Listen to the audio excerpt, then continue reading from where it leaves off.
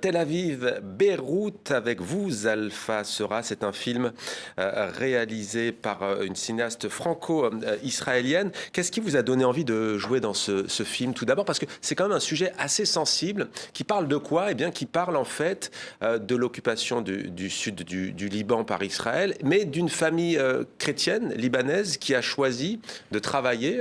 Il y a ce soldat notamment qui est supplétif de l'armée israélienne. Qu'est-ce qui vous a donné, malgré la sensibilité du sujet, d'épouser le projet de la cinéaste israélienne? Ce qui m'a donné envie, c'est que j'étais très vite à la lecture du scénario, consciente que... C'est Michal Boganim, j'ai pas cité son nom. Ouais. Consciente que c'était un sujet, une démarche unique et assez puissante. Parce que du coup, elle représente... En fait, on est en guerre. Et d'un coup, par la fiction et par le cinéma, on a une opportunité de se retrouver. En fait, c'est un film qui raconte la tragédie qu'on a en commun et qu'on partage. Et du coup, j'ai trouvé que c'était très, très intéressant et très puissant, en fait. Et vous interprétez le rôle de Tania, que l'on voit grandir, puisque ça se passe entre 1984 et 2006. Il y a d'abord l'innocence de l'enfance.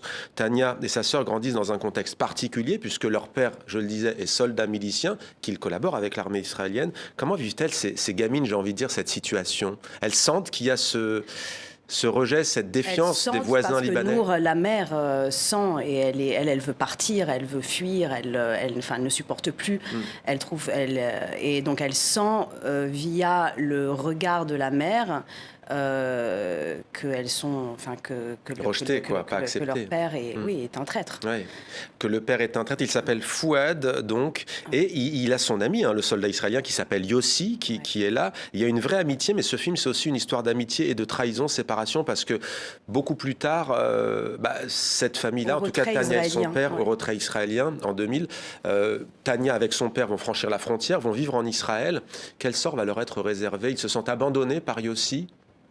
Ils sont complètement abandonnés, oui. Pendant 5 ans, ils ne leur adressent pas la parole. Et ces gens-là, en fait, ils ont été plus que 20 000 à fuir. Et ils avaient, quand ils sont arrivés au nord, ils n'avaient pas de boulot, ils n'avaient pas d'argent, ils n'avaient pas de situation, et ça a été très compliqué. La cinéaste Michal Boganim dit ceci: j'étais à Tel Aviv en 2006 lors de la deuxième guerre du Liban et j'ai vu l'occupation israélienne côté libanais. Sa brutalité m'a choqué, dit-il, elle m'a questionné sur ces 18 années, d'où l'idée de faire ce film. Elle compare, la cinéaste franco-israélienne, la situation de ces Libanais qui ont été supplétifs de l'armée israélienne et leurs familles à celle des harkis en Algérie. Est-ce votre sentiment, vous qui êtes franco-libanaise? Oui, aussi, oui. Sauf que là, je pense qu'il y a certains harkis qui sont retournés. En fait, les enfants ont été un peu blanchis, alors que là... ça continue, c'est pas résolu. Là, c'est pas... c'est des, je sais pas, c'est des enfants qui sont encore là et qui ont rien fait. Et c'est les enfants traîtres qui sont là et qui subissent le sort de leurs parents. Enfin, c'est quand même... Alors que chez les harkis, il y en a qui sont rentrés, des enfants. Ouais, ça a évolué, ouais. Tel Aviv, Beyrouth, la bande-annonce.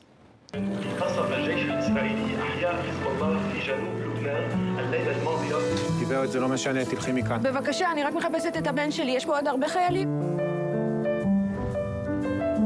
לחיים, לחיים. אין אימא, אוקיי? אתה לא הולך.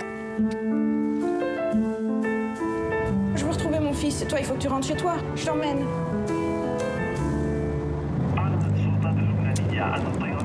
Qu'est-ce qu'ils disent? L'armée de merde bombarde mon pays et qu'il y a des centaines de morts chez moi. Ça fait 6 ans qu'on est partis. On est des traîtres là-bas. היו 5 מלחמות. יהיו עוד. allez, Tania. Welcome to Israel.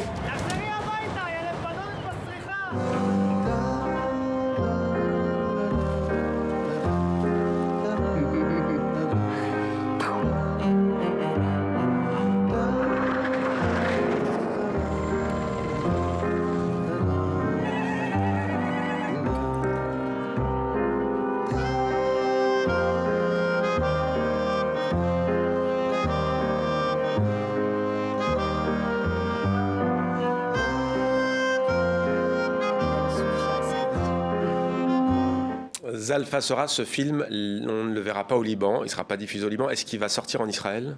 Il a un distributeur israélien, oui. Donc il pourra sortir Ouais. au Liban, c'est beaucoup plus conclueux. D'ailleurs, dans votre entourage, les réactions sont mitigées. Comment ça se passe? Vous avez dû vous justifier?